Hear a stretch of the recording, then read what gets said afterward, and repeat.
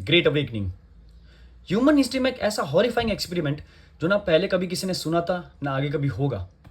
Yes, मैं बात कर रहा हूँ प्रोजेक्ट MK अल्ट्रा की। सिर्फ ये समझने के लिए कि क्या इंसानों का दिमाग कंट्रोल किया जा सकता है कि नहीं। 1950 में कोल्ड वॉर के टाइम CIA ने top secret project MK ultra start किया। उन्हें डर था कि कहीं उनके दुश्मन ब्रेन वॉशिंग टेक्निक यूज कर रहे हैं। उन्हें सिर्फ ये देखना था कि क्या माइंड कंट्रोल साइंटिफिकली पॉसिबल है। And then the project started. लोगों को बिना बताए, लोगों के बिना परमिशन के उनको LSD दिया गया। Now LSD is a psychedelic drug जो हमारा परसेप्शन, थॉट, अवेयरनेस, ये सारी चीज़ें ऑल्टर करता है। अब ये एक्सपेरिमेंट 20 साल तक चला। LSD के साथ साथ उनको hypnosis, sensory isolation, sleep deprivation, इन सारी चीज़ों में डाल दिया गया। अब इनमें से काफ़ी सारे सब्जेक्ट को पता भी नहीं था कि उनके ऊपर ये एक्सपेरिमेंट चल रहे हैं।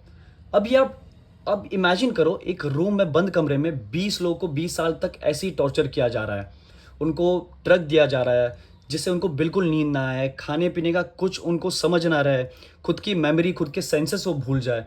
अब इनमें से बहुत सारे ऐसे सब्जेक्ट थे जो एंड में आके खुद को कंज्यूम करने लगे, खुद का कंज्यूम फ्लैश खाने लगे, खुद का ब्लड पीने लगे, एक दूसरे को मार झाड़ करने लगे। कैनिबलिज्म स्टार्टेड यहाँ पे। इनमें से एक आखिरी इंसान बचा था जिसको हॉस्पिटलाइज किया गया, बट उसकी भी डेथ हो गई because of heavy muscle loss. सबसे शॉकिंग केस एक साइंटिस्ट का था जिनका नाम था फ्रैंक। उन्हें बिना बताए LSD दे दिया गया और कुछ ही टाइम बाद वो अपने होटल की खिड़की से कूद के मर गए।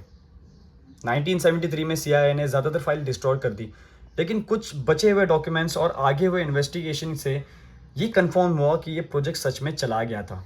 यस, अनएथिकल ह्यूमन एक्सपेरिमेंट हुए थे। MK ultra is not a conspiracy but a real CIA project.